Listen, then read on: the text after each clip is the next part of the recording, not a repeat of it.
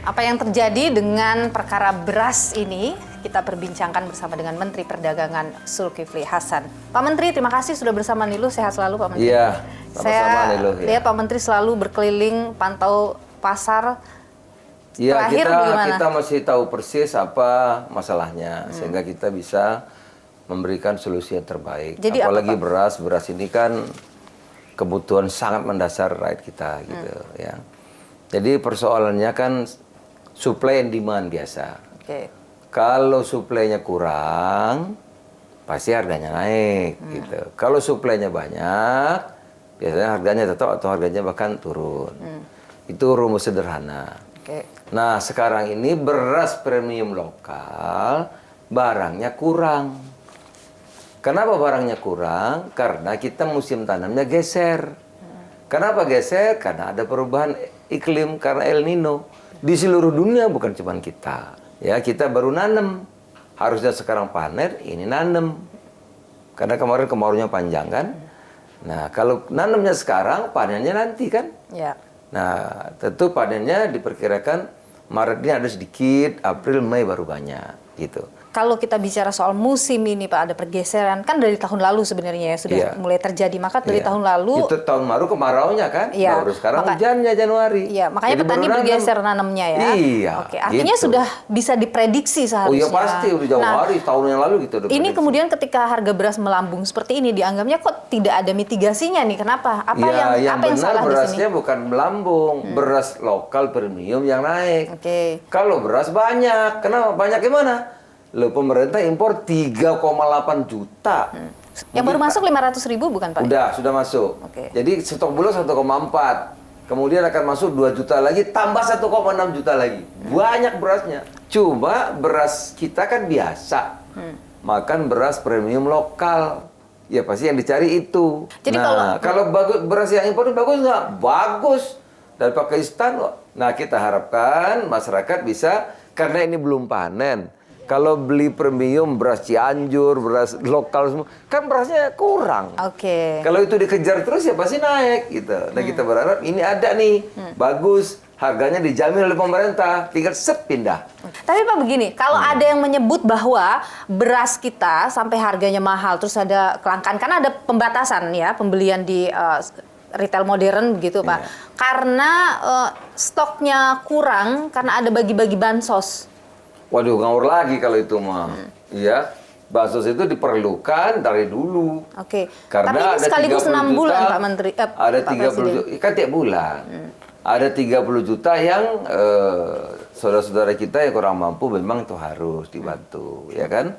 Oh, karena pemilu, ini pemilu udah kelar juga tetap harus dibantu. Emang kalau pemilu nggak kelar nggak dibantu, ya tetap gitu. 6 bulan ini Pak Presiden menggelontorkan bansos, langsung 6 bulan. Biasanya kan 3 bulan Pak. Jadinya itu yang membuat terkuras ini cadangan beras kita. Karena ada El Nino, petani-petani nggak panen gimana? Ya terus orang susah gimana? Pemerintah kan harus tanggung jawab, rakyatnya gimana? Ini kan orang nggak nanam, terus kan mesti makan. Dan sekarang Pak Presiden bagi-bagi lagi 10 kg beras. Ya terus sampai 6 bulan. Itu beras ya dari impor, jadi nggak ada soal, nggak ada kaitan dengan beras premium yang dari pertanian kita, yang dicari ini loh. Kalau beras dari luar kan banyak. Sekarang masih dilakukan pembatasan nggak Pak di retail modern ini? Tetap dong. Karena kan harga bahkan nggak jual. Tidak jual lagi di? Nggak jual, sebagian tidak menjual premium yang dari lokal kita. Karena barangnya susah kan, harganya mahal. Jadi sekarang jualnya SPHP, premium dan beras premium dari Bulog. Gitu. Tapi kalau di pasar masih ada. Cuman harganya memang tinggi ya untuk di retail modern juga ada, tapi jualnya tinggi gitu. Karena sampai dengan hari ini kita pantau harga beras masih tinggi baik medium maupun premium ya Pak. Intinya kalau mau nyari beras lokal premium ya barangnya sedikit. Tapi yang kualitas medium juga masih tinggi harganya ya Pak sampai dengan. Kalau yang medium yang dari Bulog nggak naik. Ya 14.000. Ya SPHP ya 10.000. 54.000 per 5 kilo. Sekarang juga kita lihat selain beras nih Pak, beberapa harga kebutuhan pokok lain juga meningkat ini. Cabai, bawang merah, bawang putih itu juga meningkat harganya. Itu soal musim aja biasanya. Jadi semua salah musim nih Pak? Ya, biasanya kan kalau cabai bawang biasa kan. Itu ikuti musim saja. Kadang pernah 100.000 sekilo. Tapi kalau lagi musimnya ya 20.000 nggak laku gitu. Ya. Nah itu tentu ada solusi jangka panjang, pertanian kita harus dibikin modern. Itu domainnya Kementerian Pertanian. Oke. Iya.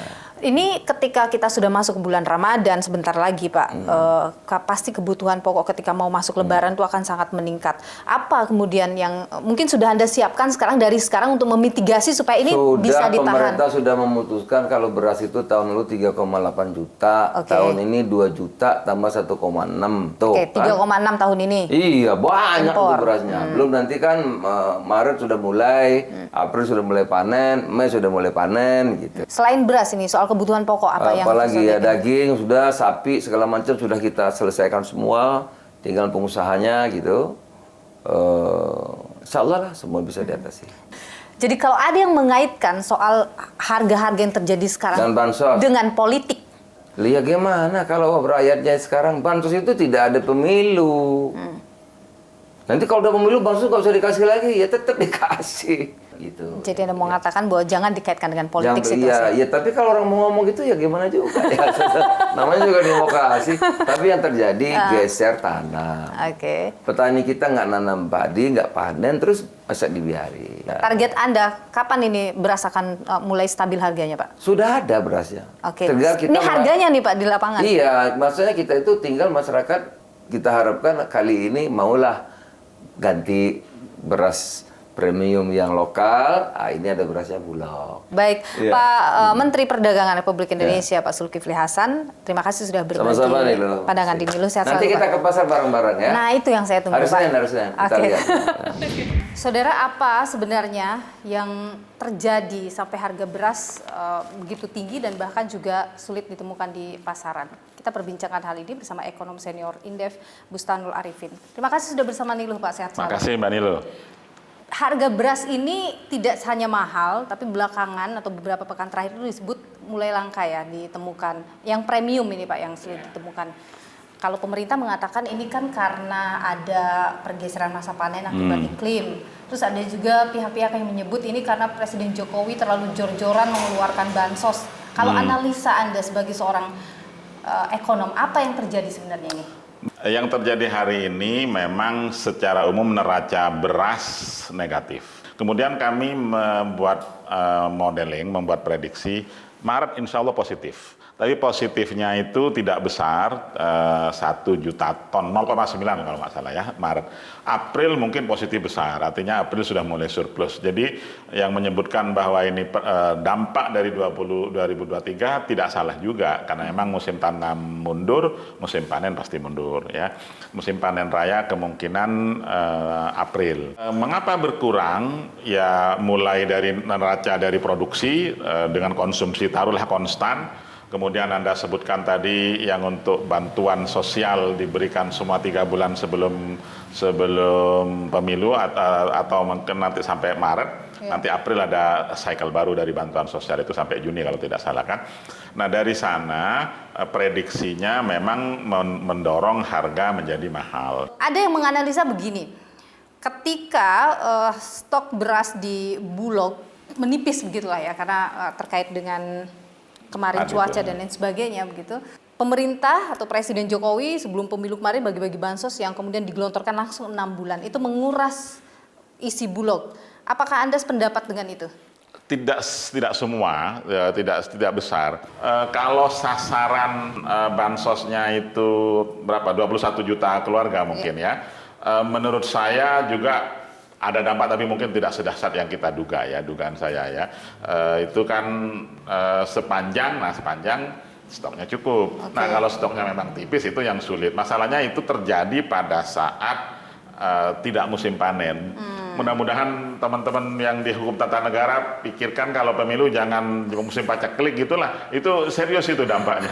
Kalau pemilu musim panen mungkin oke. Tapi artinya bagi-bagi bansos yang dilakukan yang digelontorkan langsung 6 bulan itu juga memberi pengaruh. 3 bulan sih, 3 bulan lebih tepatnya. Itu berpengaruh terhadap kenaikan harga. Tapi kalaupun berpengaruh saya nggak tahu berapa persen. Pasti ada pengaruhnya. Ada pengaruhnya tapi tidak besar.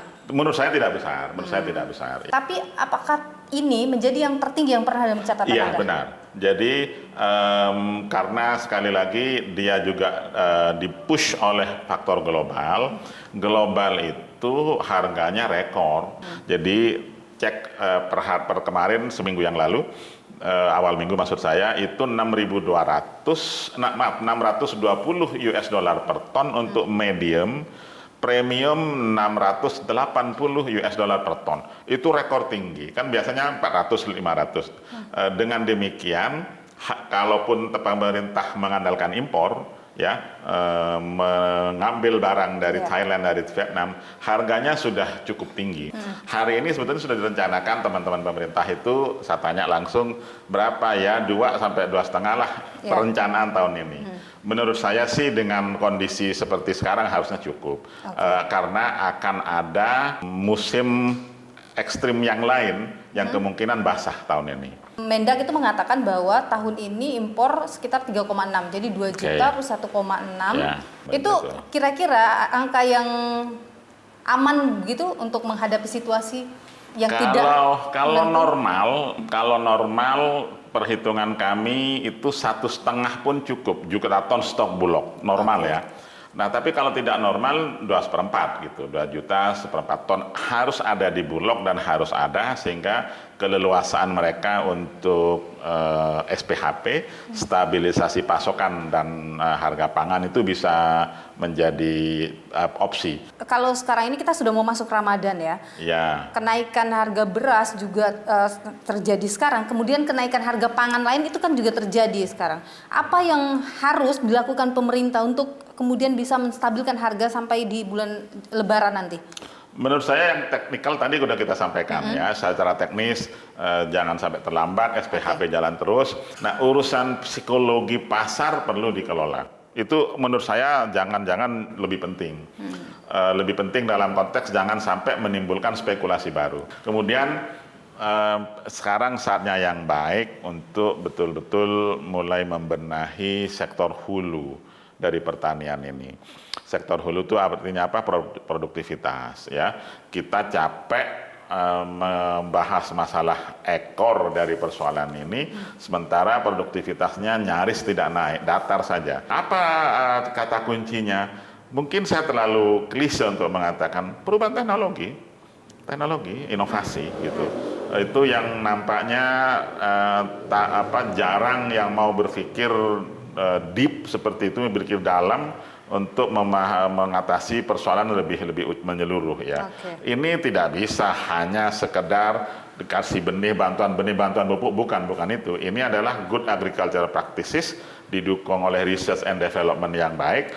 Mungkin saya subjektif karena seorang peneliti, tapi enggak juga, memang harus itu. Pak, Anda memprediksi harga beras ini akan bisa stabil seperti semula tidak? Kalau harus kembali 12.000, saya tidak terlalu yakin. Menurut saya ini karakter beras dan mungkin komoditas pertanian lainnya itu, jika ada shock, jika ada problem, dia membentuk keseimbangan baru. Jadi kalaupun turun mungkin tidak level semula, tapi biasanya lebih tinggi. Nah, lebih tingginya ini yang kita harapkan, syukur-syukur masih 13 atau di bawah 14 itu masih lebih masuk akal ya.